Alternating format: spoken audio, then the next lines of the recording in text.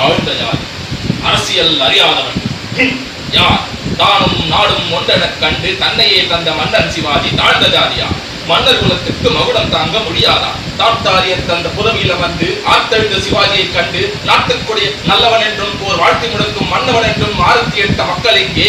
ஓரத்தில் நின்று வெற்றி வரட்டும், அதன் சாரத்தை அனுபவிப்போம் என்று காத்திருந்த இந்த ஆணவக்காரர்கள் எங்கே?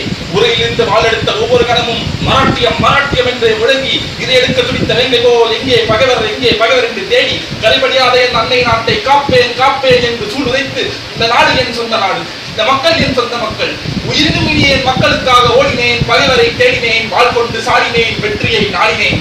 பகை தேடி வெல்ல மட்டும் உரிமை உண்டாம், முடிசூட்டிக் கொள்ள மட்டும் தடை செய்வாராம். அரசியலை நான் அறியாதவனா? அரசு வித்தைகள் புரியாதவனா? எவனோ வந்தவன் சொன்ன வாய்ப்பதை கேட்டு வந்து போக நான் நோயாளிகள். என்னை விட்டொரு பண்ணி இந்த தருணையாலும் தகுதியடைந்து விட்டானா? ஏமா அந்த மக்கள் இதை ஏற்றுக்கொண்டு தாமேதான் நாடென்று தலைதறித்து திரியும் அந்த புல்லுரிகள் எனது முடியை தடுக்கின்றார்களா அல்லது தங்கள் முடிவை தேடுகின்றார்களா? அதோ தோர்னா கொட்டிய முரசும் கூவிய படையும் எட்டிய பறியும் எழுந்து நடந்து கோட்டை மதிலை சுற்றி வளைத்து வேட்டையாடி வெற்றி படைத்து வாழ்க சிவாஜி வாழ்க வென்று வாழ்த்துறை கூறி வழங்கிய போது ஓஹோ என்று எதிரொலித்ததே இந்த கோட்டை தான். அதோ புரந்தர்.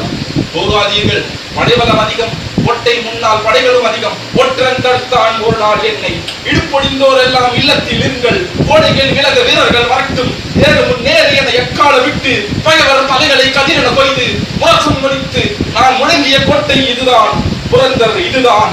அதோ ராஜகிரி. ஆடுவார் ஆட்டமும் பாடுவார் பாட்டுமாய் அந்நியர் கழுத்திருக்க, யாரது மண்ணிலே யாரது நாடகம் பார்ப்போம் என்று நான் படையெடுக்க, என்னடா முடியும் முன்னால் என்று என் எதிரிகள் கொக்கரிக்க, இதுவும் முடியும் இன்னமும் முடியும் என்று நான் வாழெடுக்க, வேட்டைய கூட்டம் உள்ளம் கலங்க, மராட்டிய மண்டல மக்கள் தெரிக்க, நான் கட்டி காத்த கோட்டை இதுதான். அதோ கல்யாண். கண்ணீர் விட்டு கதறிய பெண்கள், ஐயோ என்று அலறிய குழந்தைகள், முடிவறியால் தவித்த முதியோர் கொடியோர் கையில் சிக்கி கிடந்தனர். பகைவர் பொடி பொடியாக போர்க்களம் ஏந்தி மராட்டிய கொடியை நான் ஏற்றிய கோட்டை இதுதான். என்னையா கேட்டார்கள்?